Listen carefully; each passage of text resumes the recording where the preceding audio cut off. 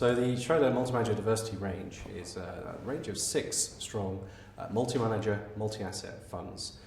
The flagship fund being the Schroder Multi-Manager Diversity Fund, which is around about £1.3 billion in size, and the range is around about £2 to £2.5 billion in total. The team that manages it is headed by me, Marcus Brookes. I'm head of multi-manager at Schroders, and there's 2 other investors, Joe Lejeune and Robin McDonald. And we have another colleague, Joe Tennant, who recently joined the team as our product specialist, and he's brilliant at helping us to communicate what it is the team's actually up to.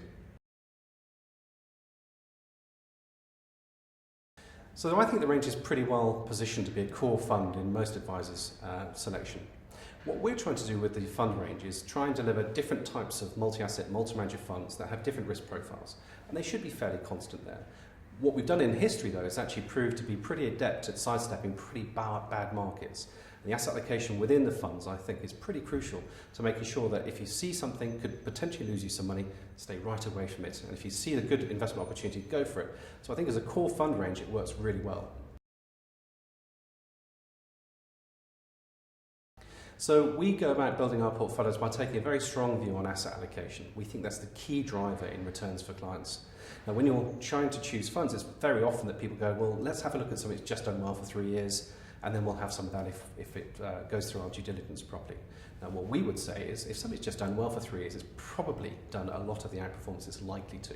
Most fund managers find it very hard to outperform every year ad infinitum.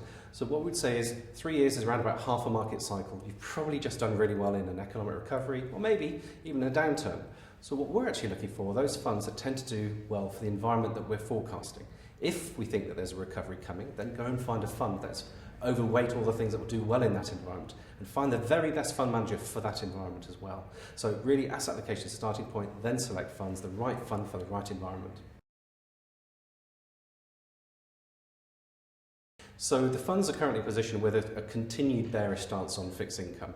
We do believe that actually the world economy is doing very well, and if that's the case, then maybe interest rates need to go up. And if interest rates go up, that tends to mean that fixed income or bonds will do pretty poorly.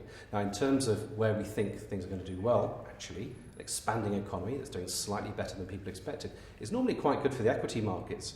Now, our favoured equity market is actually the European one. This is an area that, if you remember, it really got left behind when America started taking off in 2009. All sorts of Greek issues, all sorts of peripheral issues. I think those are largely past it. We're not going to an era of extraordinarily high growth, but I think a lot of the valuations that are in offer in Europe are far more attractive than other areas, and particularly the US. Also Japan. The Japanese stock market's been held back by a series of natural disasters, and I think that the earnings that are being generated by Japanese companies are actually really undervalued. So I think those are 2 areas that are very, very promising.